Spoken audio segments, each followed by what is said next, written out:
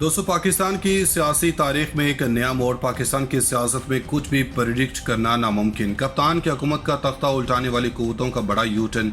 कप्तान के साथ हाथ हो गया कि खबरें देने वालों के होश भी ठिकाने आ गए। कप्तान के बड़े सियासी फैसले ने अपना काम दिखाना शुरू कर दिया। कप्तान को घर भेजने वालों ने खुद घर जाने की तैयारी शुरू कर दी।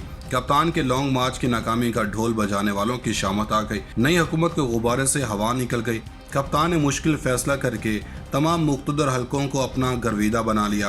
2023 तक की प्लानिंग करने वाले मुंह के बल गिर पड़े। शहबाज हुकूमत और अहम हलकों की लड़ाई शुरू। मुकद्दस इदारों की पामाली करने वाले मरीम नवाज के गिर्द घेरा तंग।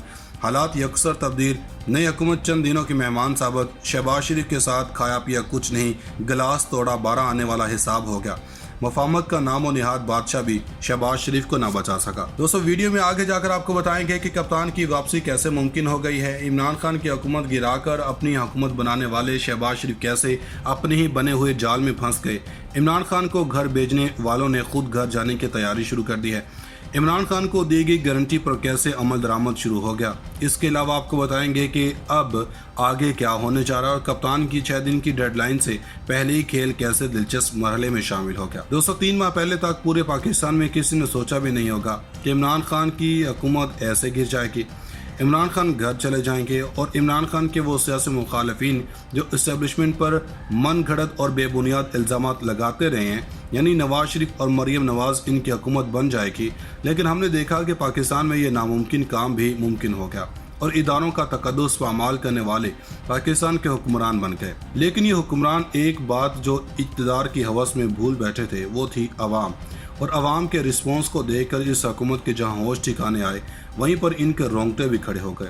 क्योंकि पाकिस्तानी तारीख में पहली बार किसी वज़ीर आज़म के घर जाने पर मिठाइयाँ नहीं बांटी गई, बल्कि इसके हक़ में अवाम सड़कों पर निकली। इसलिए अब ये फैसला हो गया है, अवाम की मंशा के मुताबिक जो ये हुकूमत आई है, इसे जल्द अज जल्द घर भेज दिया जाए और नए इलेक्शंस करवाए जाएं। ये फैसला कहाँ हुआ है, इसके बारे में बात करने से पहले आपके लिए जान लेना ज़रूरी है कि पीछे चंद दिनों में कहानी में ट्विस्ट किस तरह से आया। दोस्तों, सुप्रीम कोर्ट ने मुनहरिफ अराकीन के हवाले से जो फैसला दिया था, कहानी उसी दिन से बदल गई थी। क्योंकि शहबाज हुकूमत को समझ आनी शुरू हो गई थी कि हवाओं का रुख बदलना शुरू हो गया है। और फिर इसके 2 दिनों बाद पंजाब में मुनहरिफ अराकीन को डी सीट करके इस पर मोहर भी लगा दी गई थी। और इसी बीच कप्तान ने भी अपने जलसों में नई हुकूमत के खिलाफ अवाम में नई आग भड़काई रखी। और इस नई हुकूमत को समझ आ गई कि भाई अब तो हम बुरी तरह फंस गए।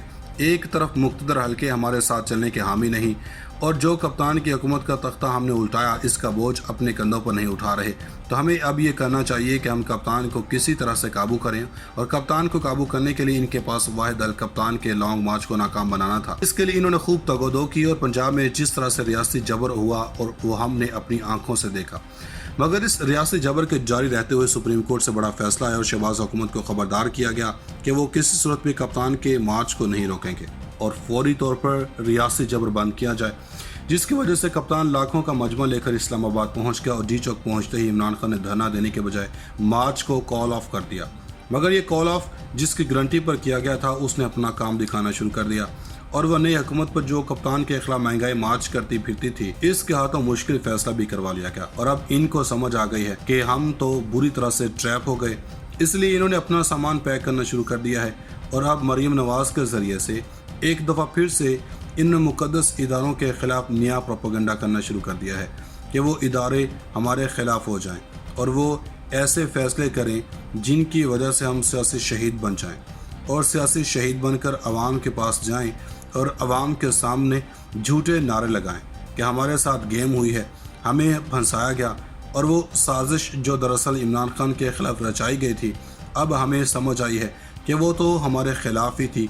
ये सब अवाम से हमदर्दियाँ समेटने की कोशिशें तेज़ कर दी गई हैं। दोस्तों, मुस्लिम लीग नून की नायब सदर मरीम नवाज शरीफ और सुप्रीम कोर्ट पर जोर दिया है कि वो मौजूदा सियासी कशमकश से अलग रहे ताकि मौजूदा सूरत-ए-हाल में इसकी जानबदार होने का तासुर मजबूत न हो सके।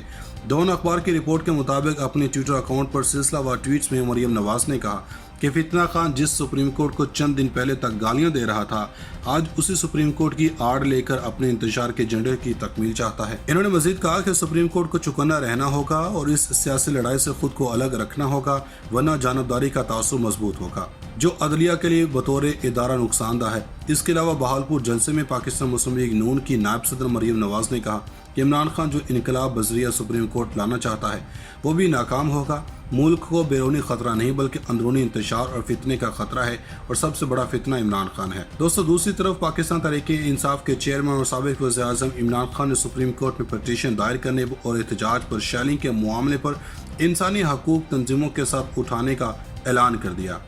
इन्होंने कहा कि जान कुर्बान कर दूंगा लेकिन इस हुकूमत को कबूल नहीं करूंगा। 6 दिन के बाद ऐलान करूंगा कि दोबारा इस्लामाबाद कब आ रहा हूं। सबको मार्च की तैयारी का हुक्म दे दिया। अब हम पूरी तैयारी से इस्लामाबाद आएंगे। पेशावर में प्रेस कॉन्फ्रेंस करते हुए इमरान खान ने कहा कि सुप्रीम कोर्ट वाज़ेह तौर पर बता दे पुरअमन एहतजाज पाकिस्तान के शहरियों का हक है या नहीं।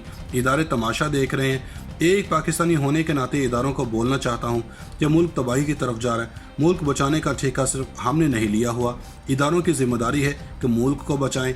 इमरान खान का कहना है कि हमने कभी इंतशार की सियासत नहीं की। पीटीआई वाहिद पार्टी थी जिसने अस्करी विंग बनाने से इनकार किया। दोस्तों, अब सारी सूरत-ए-हाल को अगर हम सामने रखें तो एक बात तो तय हो जाती है कि अगर सुप्रीम कोर्ट इमरान खान के हक में फैसला सुना देती है तो इमरान खान को धरना देने की इजाज़त मिल जाती है। तब फिर ऐन मुमकिन है कि इदारों की मुदाखलत का इल्ज़ाम लगाकर शहबाज शरीफ असम्बली तहलील करने का ऐलान कर देंगे।